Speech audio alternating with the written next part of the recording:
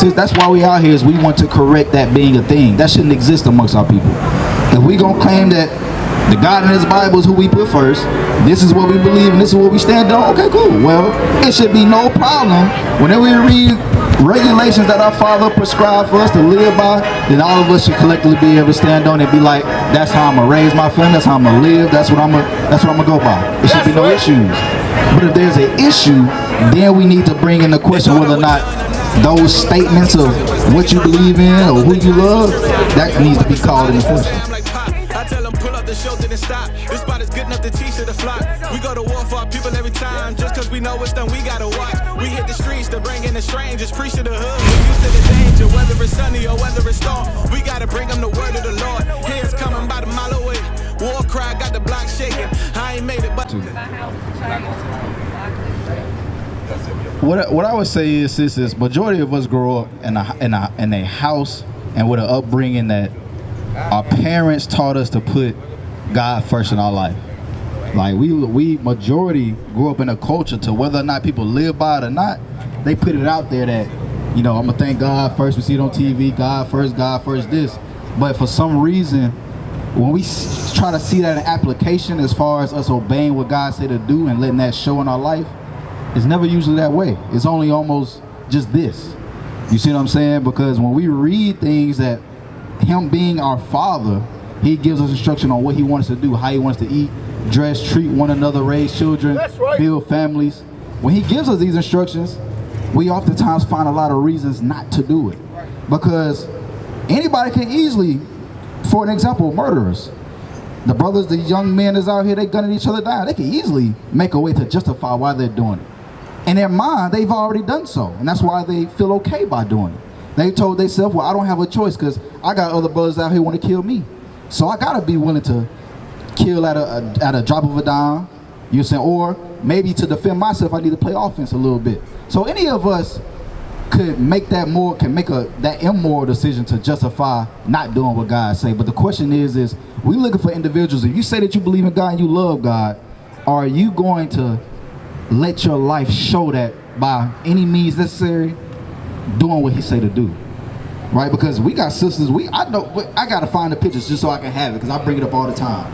We got sisters that are police officers. Police officers, you would think they gotta wear pants. She got on the dress, she got on the skirt. A lot of these businesses, if you bring up, hey, this is my religious belief, like I'm true to this is what I believe. Majority businesses, they have to, in some way, try to accommodate that. Now, all of them will, they probably won't, but then that's where you gotta have a dilemma. You gotta have that dilemma and make a decision. Well, which one is more important? My career and my money, or God? That's when you gotta make a decision.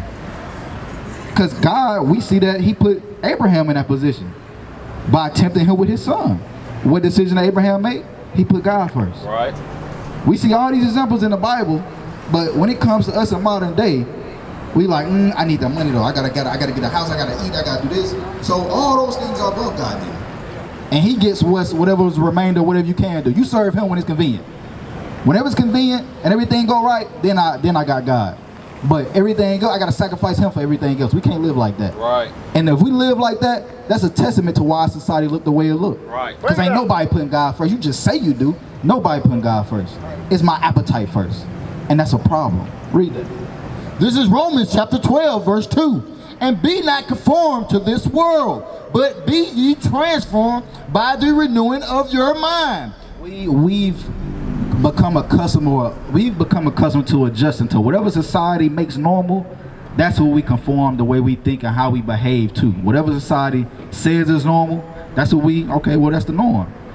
But the way God feels about what's right and what's wrong has always been the same. It has never changed. Right. Murder has never been a good thing or a right thing to do. Rape has never been a good and right thing to do. Adultery has never been stealing. All those things never been right. Right. To eat things that's unclean, never been right. Right. But it's changed over time. Society will say, well, it is what it is. It's okay. If you got a reason to, we can find a way, a loophole to fit it in. But that's what's going to separate the difference between those who actually do what? Believe in God and love God, and those who don't. That's right. And that's our goal and our mission while we out here. is to show our people that, number one, these people that we read about in the Bible are not just random people that nobody know where they come from, or just imaginative figures, right? But these are actually our ancestors. These people we read about in the Bible, my brother, Abraham, Isaac, Jacob, Isaiah, Jeremiah, Ezekiel, these are not people that look like these people right here. That's right. They're not. Bring it up. But these are people that look like you and I. These are people that are our ancestors. And our ancestors had a culture that they lived by. That culture that they lived by and they stood on was what God commanded, that we read about all throughout the Bible.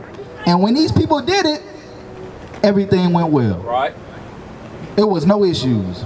But when they didn't do it, all hell broke loose. Right.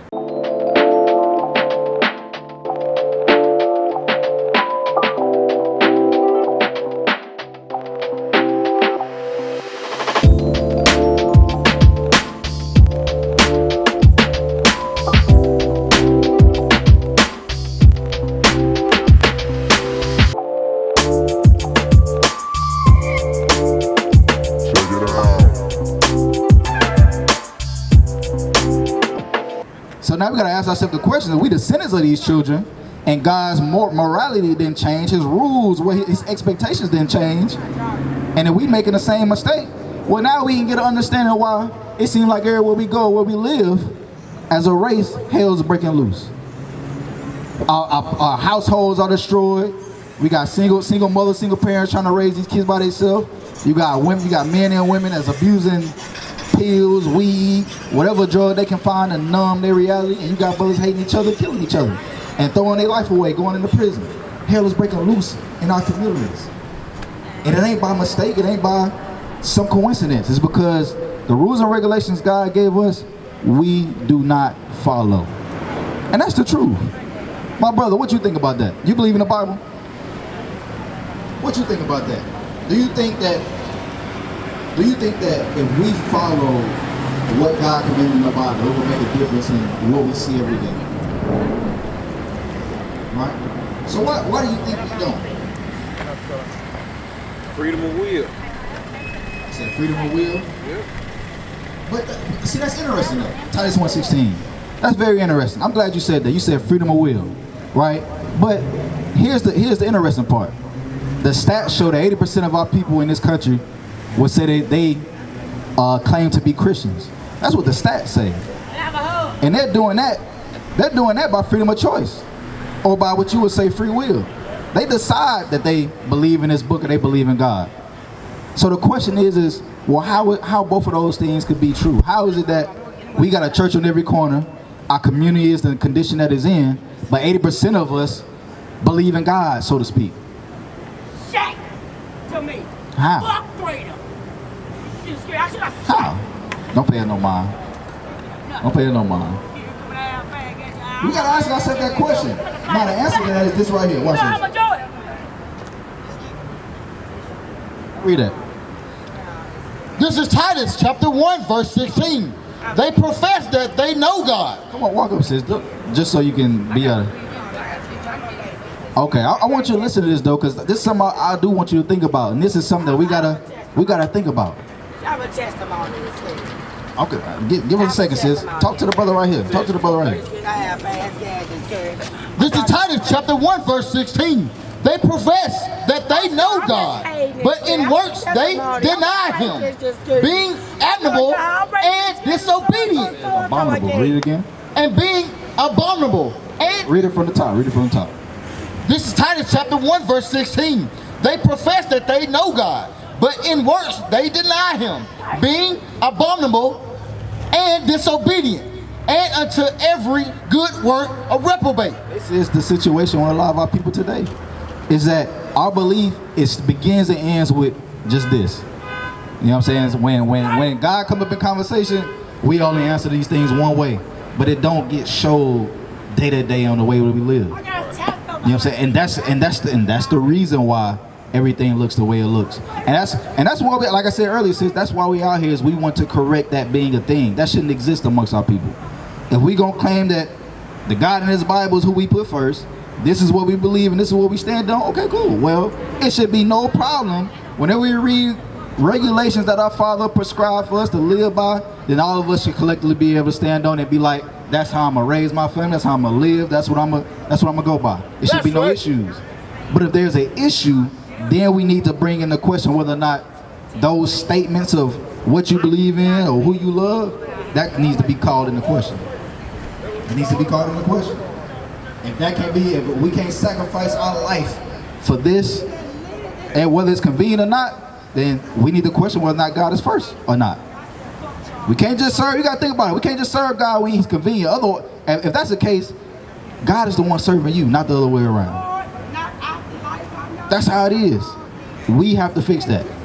We gotta put forth effort in fixing that. And my brother, that's what God is looking for. Watch this, give me Psalm 94:16. That's what God is looking for. All right, sis, check out that flyer. Our contact information on the back of that flyer. Psalm 94:16. And to be honest, bro, this is an example, like, I brought it up earlier, like, and we got a pure example of that out here right now. A lot of our people are like that in the mind, and I'm not blaming her for it. It's probably a lot of, she said she got testimonies, a lot of things she probably didn't experience and went through in her life. Is why she at that point that she at right now. But if we did our jobs, as parents, as brothers and sisters, we wouldn't have none of our people like this.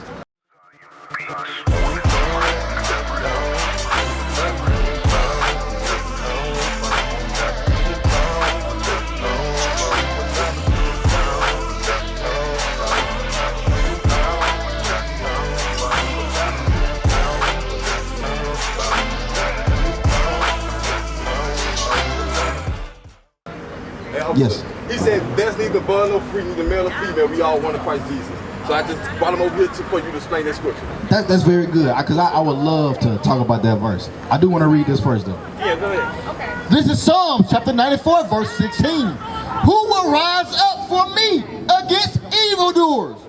Or who will stand up for me against the workers of iniquity? Have you seen us? Because what's your name, brother? Ike. Brother Ike, what's your name, sir? Dre. Because the reason why have y'all seen us out here before at all? No, that's my first time. Okay. All praises. I like the shirts. All praises. Good. Okay, good.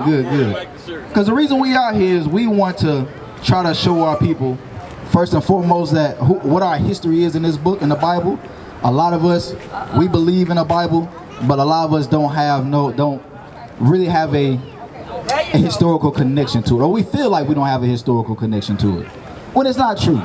And I think the reason behind that is because a lot of the places that we typically learn the Bible from, they don't put emphasis on that information.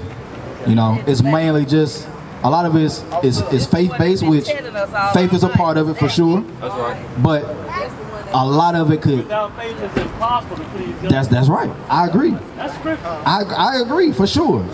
But our understanding of what faith is could be a little skewed. Yes. Okay, we're gonna definitely get with that too. You got a flyer, my brother? The baby picked. Give me Sirach 32:24. I want you to go nowhere, my brother. Show me your money. Because what would you say? What is Jesus' instructions about how do we get the kingdom of heaven? What would you say that he told us to do?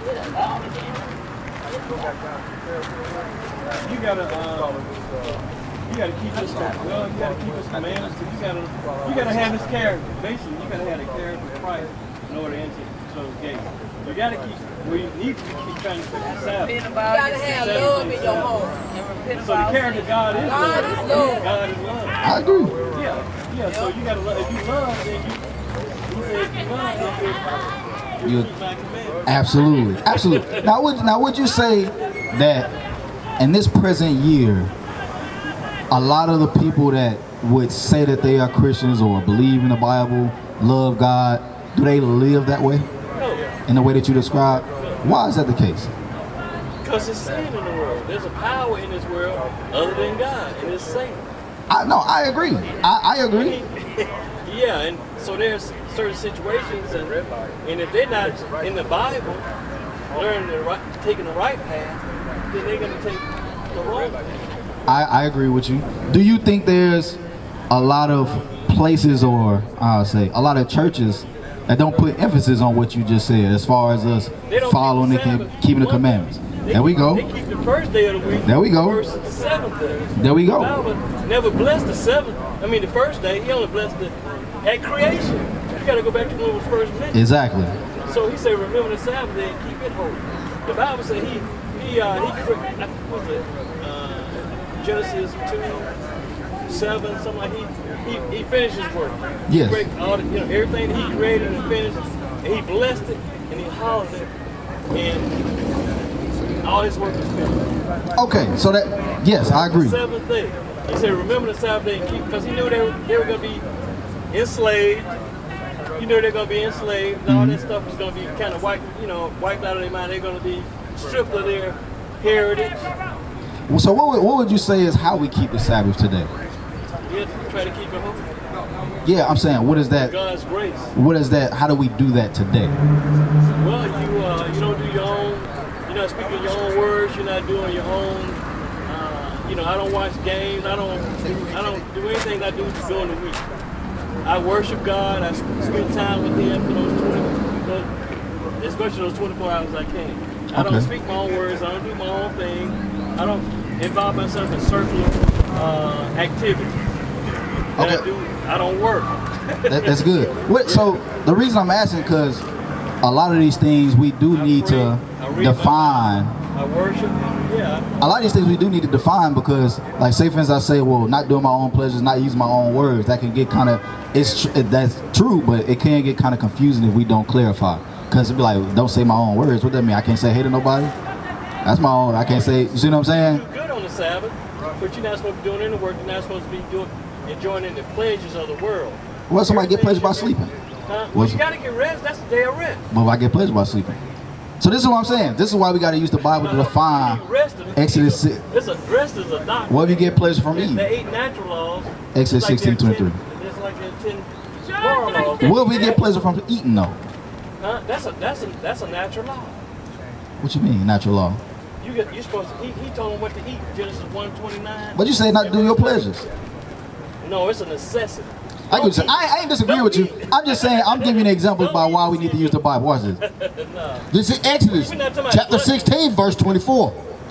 23. And he said unto them, this is that which the Lord hath said. Tomorrow is the rest of the holy Sabbath unto the Lord. So the history you're reading is, this is Moses and the people in the wilderness. They ain't gotten to the promised land yet. And you have the day prior to the 7-day Sabbath, what we're talking about. Right, the preparation day. Now watch the instructions he tells them to do in preparation for the Sabbath. Watch. Bake that which ye will bake today, and seeth that ye will seeth, and will seeth, and that which remaineth overlay it up for you to be kept until the morning. Right. So the instructions he gave these people at this time in efforts to do what? To keep the Sabbath day holy. He told them, hey, what you have now for food, prepare it today, bake it, boil it, whatever you're going to do today, so that you can have it for leftovers to be kept to the next day. Why? Because that day is, there we go.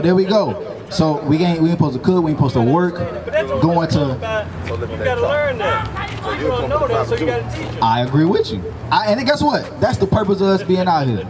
That's the purpose of us being out here, because what we've seen over the years, what a lot of our elders have seen over the years, is that what we've been taught in a lot of these churches, unfortunately, is they don't put emphasis on these things at all. Right. You know what I'm saying? They, in matter of fact, will say a lot of these things are done away with, so you ain't gotta worry about it. But that's a problem. That's a problem. That's a big, huge problem.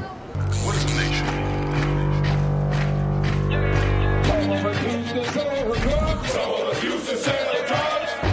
Nation is men leading by example.